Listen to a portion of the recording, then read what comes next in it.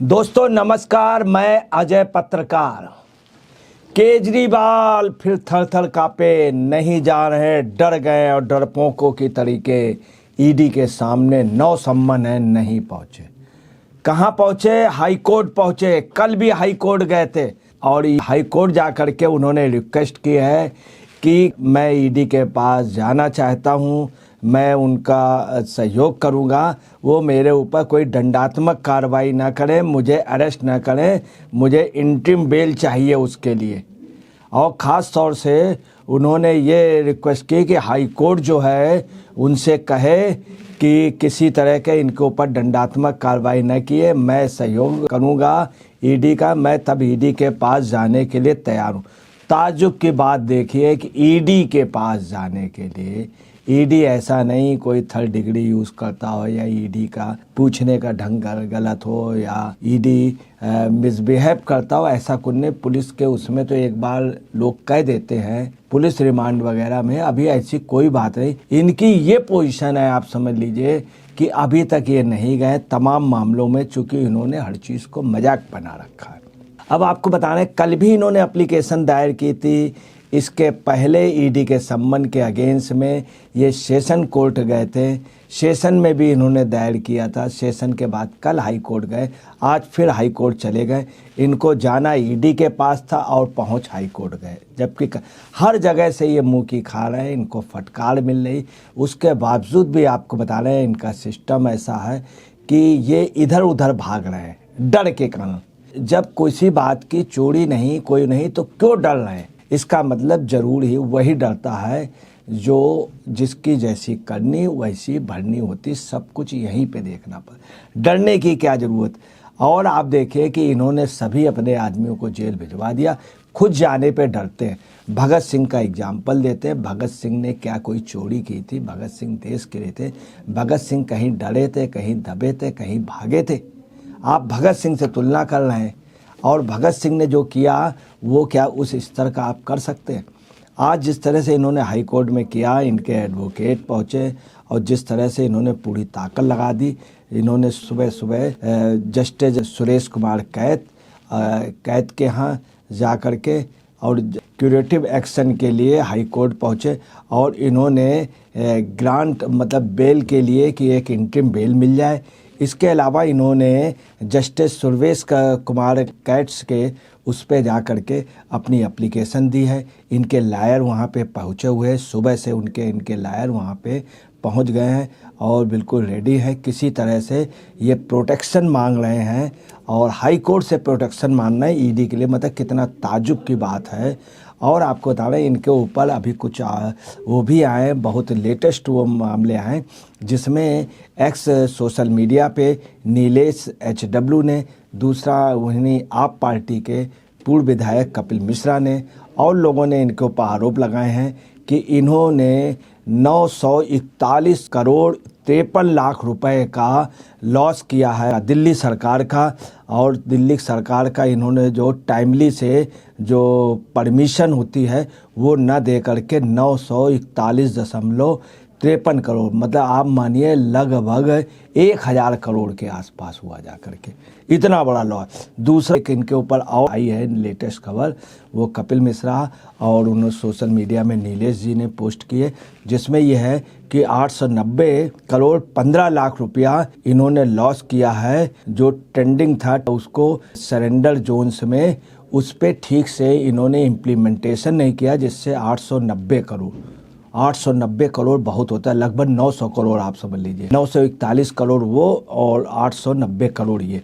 इसके अलावा आपको बता रहे हैं इनके ऊपर ये भी एक नया वो आया है कि इन्होंने और घपला जो किया है, 144 करोड़ रुपए का जो लॉस है due to irregular grant of various to zonal license पे इन्होंने 144 करोड़ रुपए का सरकार का लॉस किया और उस पर घपला किया, और वो कोविड के दौरान इन्होंने। चौथा आपको बता रहे हैं कैग की रिपोर्ट जो है, कैग की रिपोर्ट के अनुसार कपिल मिश्रा ने और नीलेश HW ने बताया है कि इन्होंने 2002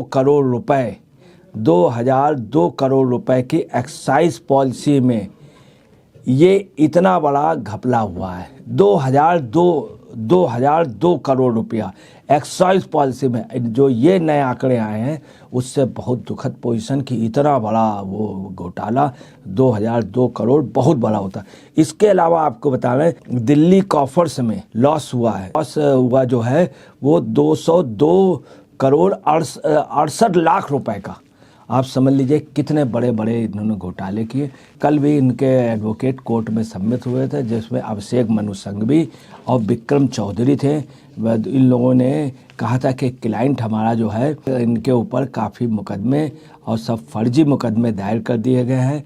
हालांकि उसमें डेट इनको 22 अप्रैल कल दी गई थी हियरिंग में, और उन्होंने ये भी कहा था जज ने कि you are a citizen of India. ये ऑलरेडी उन्होंने बोला यू आर ए सिटीजन, अब इनको स्पष्ट रूप से कहा you are citizen of India. और उन्होंने ये भी बोला कि हम ऑलरेडी इस टॉपिक में बोल चुके हैं, मतलब उनका इशारा था कि आपको जाना ही होगा ईडी के यहाँ, सामना फेस करना ही पड़े। और उन्होंने ये भी कहा कि why do not you join the proof, आपको वहाँ पे ईडी के सामने जाना ही पड़ेगा और आप क्यों बच रहे हैं, आपको उसके लिए जाना ही होगा। ये न्यायमूर्ति ने स्पष्ट रूप से कहा।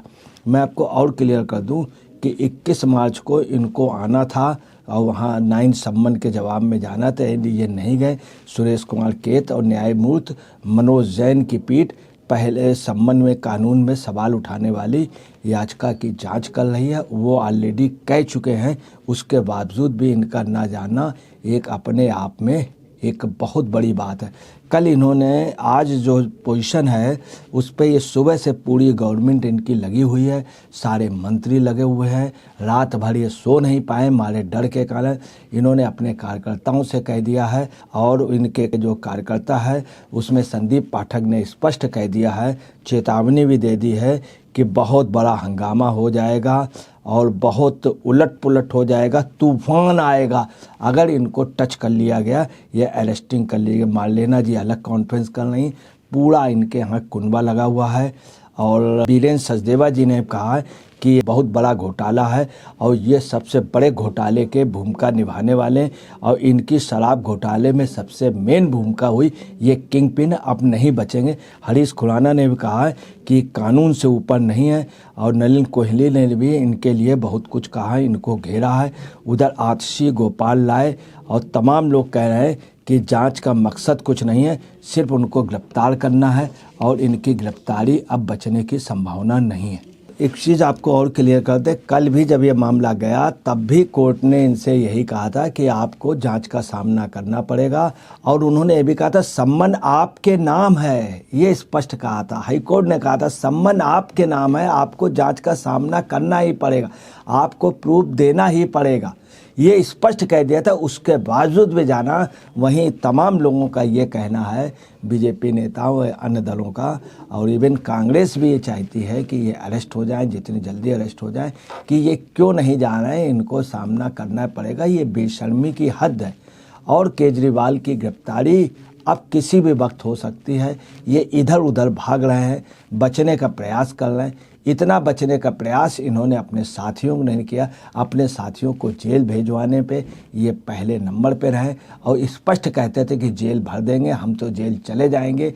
और ये ऑलरेडी रामलीला मैदान में भी कहते थे, लोग क्यों नहीं जाते सीबीआई ईडी के पास, अगर गलत है नहीं है तो जाएं वहाँ पर, और उन्हें जाना चाहिए। और सीबीआई लोगों को अरेस्ट क्यों नहीं करती है रामलीला मैदान पे, लोकपाल बिल पे ही कहते थे। और आज यही केजरीवाल इतने बदल गए, जो कहते थे हमें तो 2 कमरे का मकान चाहिए, आज ये शीश महल में रह रहे हैं, अपनी सुख सुविधाएं झेल रहे हैं इतने बड़े घोटालों में, तब भी ये किसी तरह से जनता को बेवकूफ़ बना रहे हैं, ईडी के सामने नहीं जा रहे। दोस्तों नमस्कार, मैं अजय पत्रकार।